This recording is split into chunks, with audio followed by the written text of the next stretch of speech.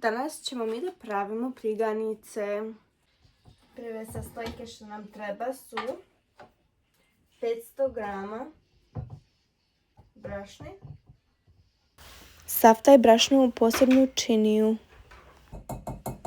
U činiju stavljamo kašika šećera i kašika kvasac. I dodajemo kašika brašne. Zamiješajte ovo.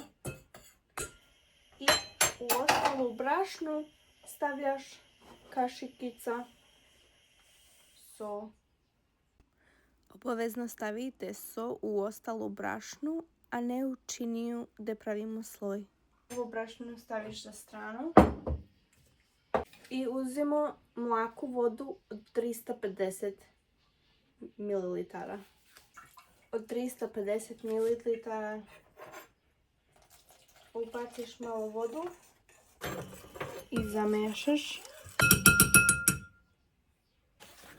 Ja pokrijem papirom i peškirom i ostavi 20 minuta.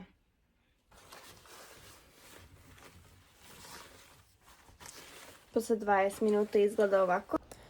Dodajemo ostatak vode i ostatak brašnu. Prvo ubaciš pola, zamešaš i ostavilo polovinu. Promešaj sve. Kada ti je sve dobro promešano, samo aktiviramo glutina. Otprilike 40 puta mutimo. Dok osjećaš da počinje da bude teško da ga zamutiš. Pokrij ga opet sa papirom i sa peškirom i čekajte 40 minuta.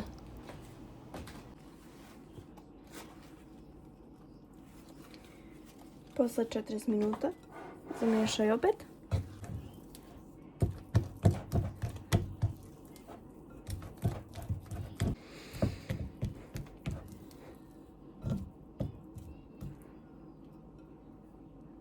Ostavi još jednog 40 minuta. Treba vam kašiku i ovako koristim kašika malo veće od obična kašika jer ispada mi malo bolje. Stavljaš kašiku ulje.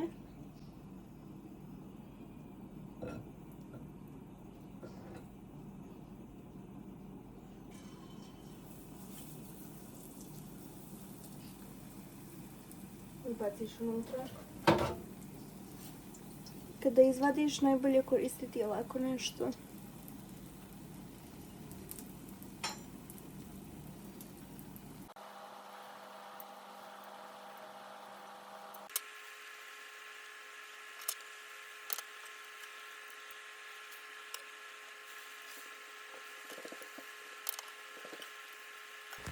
Budi sigurna da ti je dovoljno vruće ulje kada ubaciš, ne prevrelo, ali da bude maksimalno vruće koliko može.